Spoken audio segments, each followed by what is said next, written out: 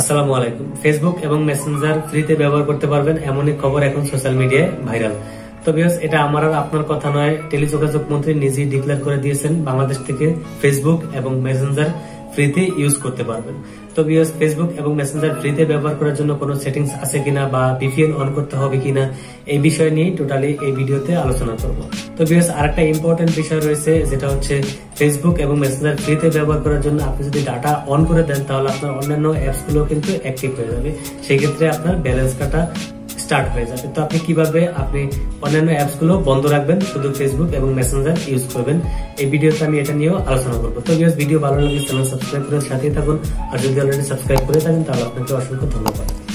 এটা একদম সত্যি কথা যে ফেসবুক এবং মেসেঞ্জার ফ্রিতে ব্যবহার করতে পারবেন, কোনো এমবি বা টাকা খরচ হবে না বা কোনো ওয়াইফাই কানেক্টেড থাকতে হবে না। তবে অবশ্যই আপনি যখন ফেসবুক এবং মেসেঞ্জার ব্যবহার করবেন তখন আপনাকে ডাটা অন করে রাখতে হবে।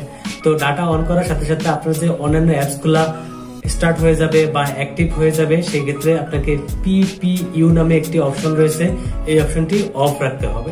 তো ভিউয়ার্স, এই অপশনটি অফ রাখার জন্য আপনাকে কাস্টমার কেয়ারে কল দিতে হবে বা আপনি কোডের মাধ্যমে এই অপশনটি অফ রাখতে পারেন।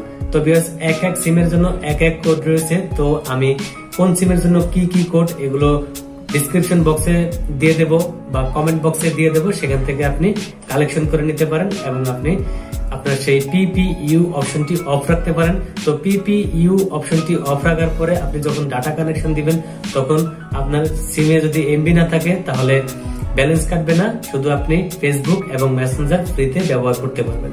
তো ভিউয়ার্স, ভিডিওটি আজকের মতো এই পর্যন্তই। ভালো থাকবেন, সুস্থ থাকবেন, দেখা হবে নেক্সট কোনো ভিডিওতে। আল্লাহ হাফেজ।